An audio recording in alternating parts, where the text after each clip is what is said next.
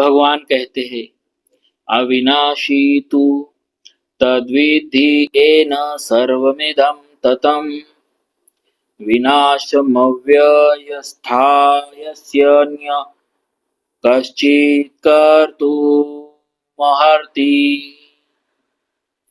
पूर्व श्लोक में जो सत असत की बात कही थी उसमें से पहले सत की व्याख्या करने के लिए यहाँ तू पद आया है।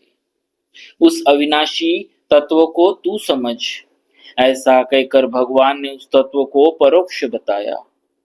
परोक्ष बताने में तात्पर्य है कि ईदंता से दिखने वाले इस संपूर्ण संसार में वह परोक्ष तत्व ही व्याप्त है, परिपूर्ण है। वास्तव में जो परिपूर्ण है वही है, और जो सामने संसार दिख रहा है यह नहीं है। यहाँ तत् पद से सत तत्व को परोक्ष रीति से कहने का तात्पर्य यह नहीं है कि वह तत्व बहुत दूर है, किंतु वह इंद्रियों और अंतःकरण का विषय नहीं है, इसीलिए उसको परोक्ष रीति से कहा गया है। जिसको परोक्ष कहा है उसी का वर्णन करते हैं कि यह सब का सब संसार उस नित्य तत्व से व्याप्त है। जैसे सोने से बने हुए गहने में सोना, लोहे से बने हुए अस्त्र शस्त्रों में लोहा, मिट्टी से बने हुए बर्तनों में मिट्टी, जल से बनी हुई बर्फ में जल ही व्याप्त है, जल ही परिपूर्ण है। ऐसे ही संसार में वह सत तत्व की व्याप्त है, सत तत्व ही व्याप्त है। अतः वास्तव में इस संसार में वह सत तत्व ही जानने योग्य है। यह शरीर अव्यय अर्थात अविनाशी है। इस अविनाशी का कोई विनाश कर ही नहीं सकता, परंतु शरीर विनाशी है क्योंकि वह नित्य निरंतर विनाश की तरफ जा रहा है। अतः इस विनाशी के विनाश को कोई रोक ही नहीं सकता।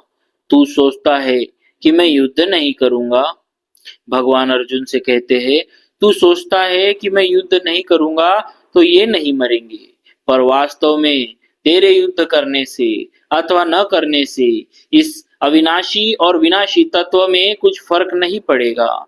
अर्थात अविनाशी तो रहेगा ही और विनाशी का नाश होगा ही। अस्य, यहाँ अस्य अस्य पद से सत तत्व को ईदंता से कहने का तात्पर्य है कि प्रतिक्षण बदलने वाले शरीरों में जो सत्ता दिखती है वह इसी सत तत्व की ही है। मेरा शरीर है और मैं शरीरधारी हूँ, ऐसा जो अपनी सत्ता का ज्ञान है उसी को लक्ष्य करके भगवान ने यहाँ अस्य पद दिया है। परिशिष्ट भाव व्यवहार में हम कहते हैं कि यह मनुष्य है, यह पशु है, यह वृक्ष है, यह मकान है आदि। तो इसमें मनुष्य, वृक्ष, पशु, मकान आदि तो पहले भी नहीं थे, पीछे भी नहीं रहेंगे तथा वर्तमान में भी प्रतिक्षण अभाव में जा रहे हैं, परंतु इनमें है रूप से जो सत्ता है वह सदा जो कि त्यों है। तात्पर्य है कि मनुष्य, पशु, वृक्ष, मकान आदि तो संसार असत है और है अविनाशी आत्म तत्व सत है। इसीलिए मनुष्य, पशु, वृक्ष, मकान आदि तो अलग अलग हुए, पर इन सब में है एक ही रहा। यह जो है ये एक ही है।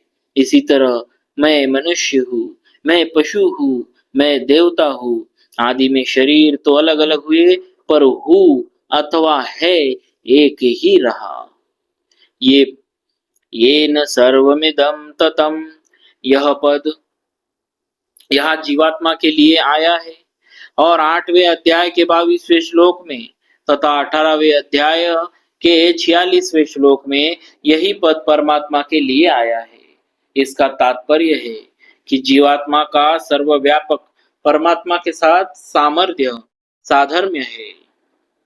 अतः जैसे परमात्मा संसार से असंग है, ऐसे ही जीवात्मा भी शरीर संसार से स्वतः स्वाभाविक असंग है। असंगो हेयं पुरुषः देहेऽस्मिन् पुरुषः परः। जीवात्मा की स्थिति किसी एक शरीर में नहीं, वह किसी शरीर से चिपका हुआ नहीं है, परंतु इस असंगता का अनुभव न होने से ही जन्म मरण हो रहा है। बोलिए भक्तवत्सल भगवान की जय।